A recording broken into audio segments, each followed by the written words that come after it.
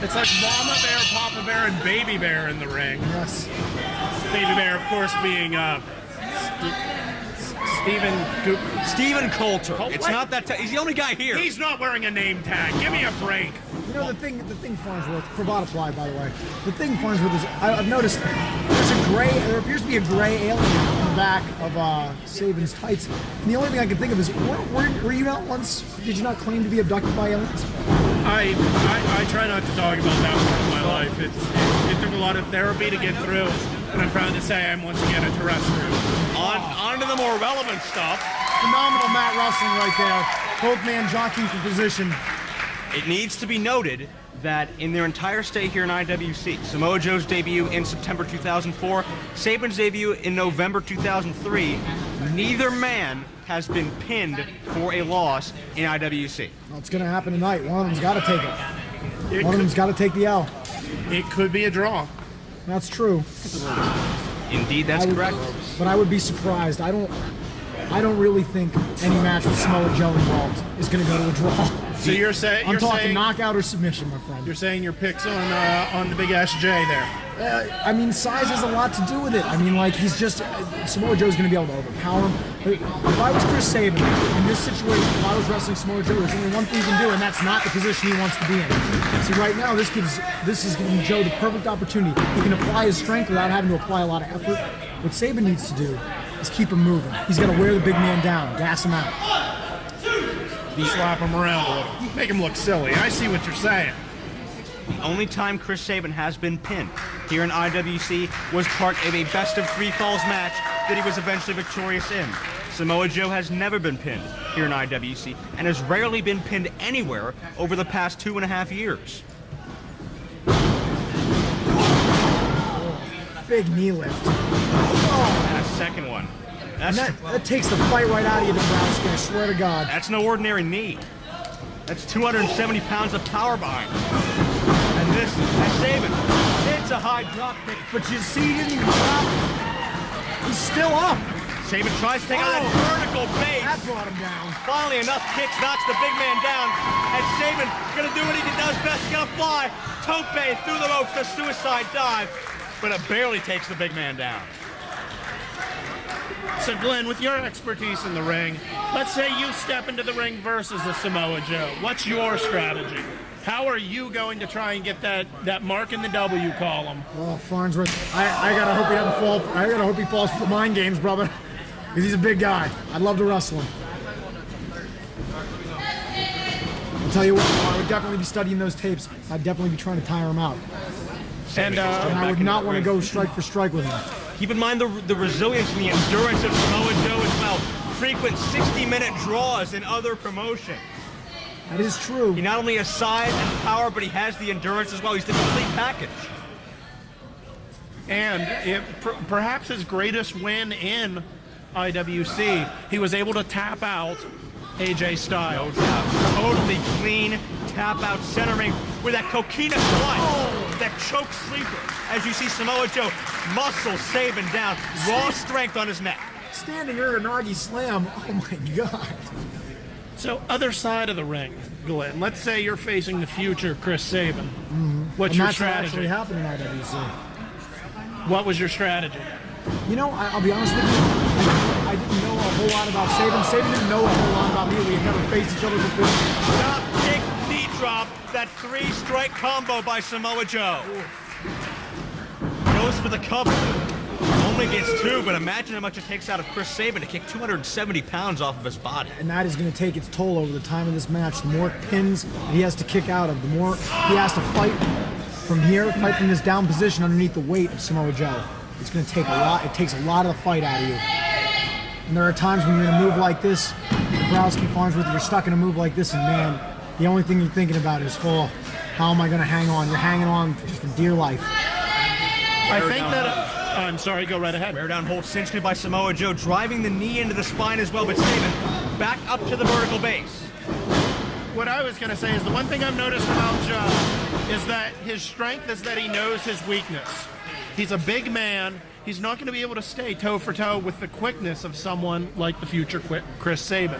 He's keeping the match at his pace, doing a lot of wear down maneuvers, a lot of things that accentuate his positives, and that's what gives him the victory time and time again. Pair of hard knife edge chops in that corner. Sends him into the opposite side. Oh, running knee strike. And it's face wash time. The crowd approves. This won't be pretty. Look out. Oh! Shades of Wonder Man Glenn Spector there. Not exactly, Farnsworth. But I appreciate you thinking that Samoa Joe would do an homage to me, but Joe goes for the cover once again, gets the count of 2.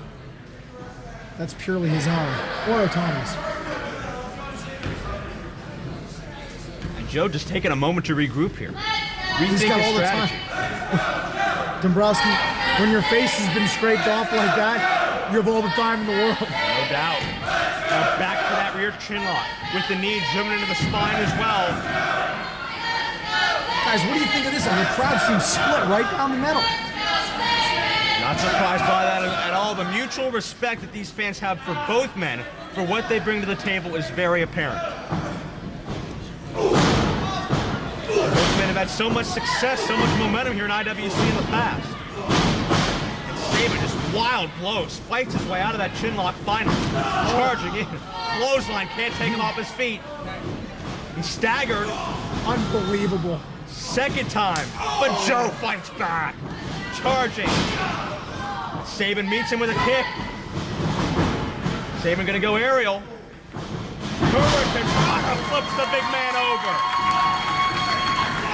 Sabin charging and takes him down with a clothesline on that occasion.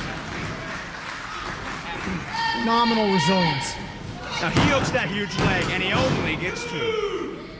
We talked about how tough it would be for Chris Sabin to kick out of Samoa Joe's pin. How tough is it going to be to Chris Sabin to get all that body weight on top of Joe's frame? Very true. Kick to the midsection. Springs off. Tornado DDT.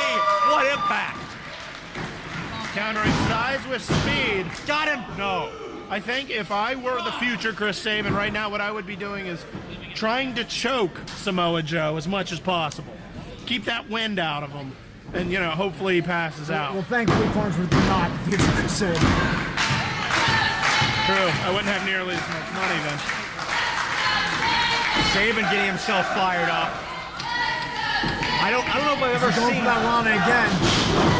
once too often. Power slam. Rapid power slam through an king.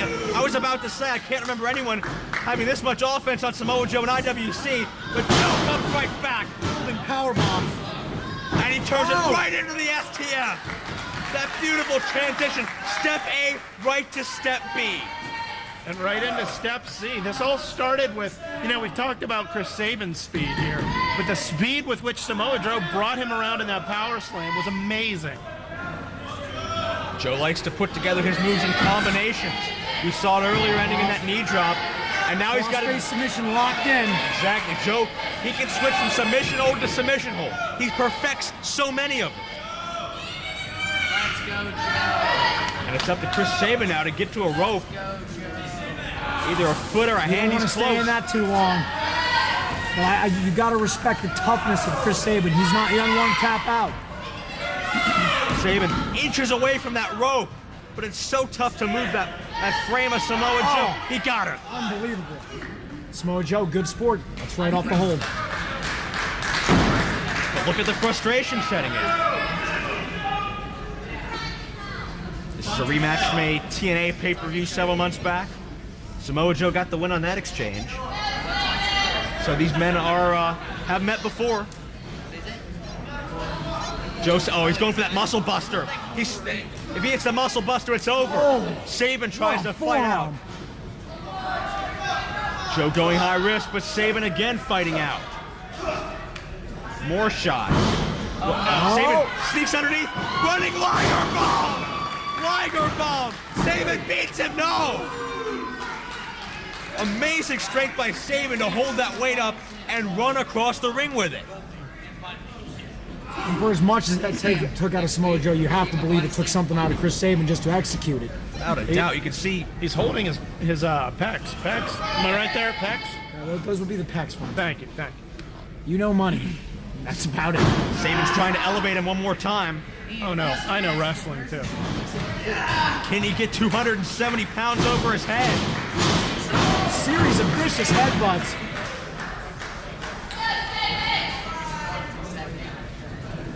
Sabin gonna go for it one more time. It looks like Joe's trying to muscle him up. Just plants him on that top rope. Muscle buster. Here it comes. Muscle buster. This match is over. 2, he got him. Your winner, Samoa Joe! Another win for Samoa Joe, but think about this, guys. Chris Sabin's undefeated streak in IWC, which had reached 2 years, is now over. Over courtesy of the Samoan submission machine, Samoa Joe. Nebraska Farnsworth, you see the fans on their feet. They know they've seen another great IWC main event. I have to say, all I can say is the effort of Samoa Joe, the effort of Chris Sabin.